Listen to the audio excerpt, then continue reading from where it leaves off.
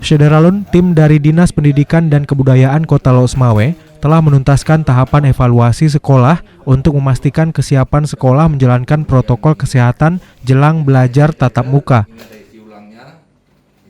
Kepala Dinas Pendidikan dan Kebudayaan Kota Losmawe, Nasruddin, menyebutkan tim melakukan evaluasi menyeluruh ke sekolah dasar dan sekolah menengah pertama. Hasilnya, diketahui semua sekolah sudah memiliki sarana maupun prasarana sebagaimana yang diatur sesuai dengan protokol kesehatan.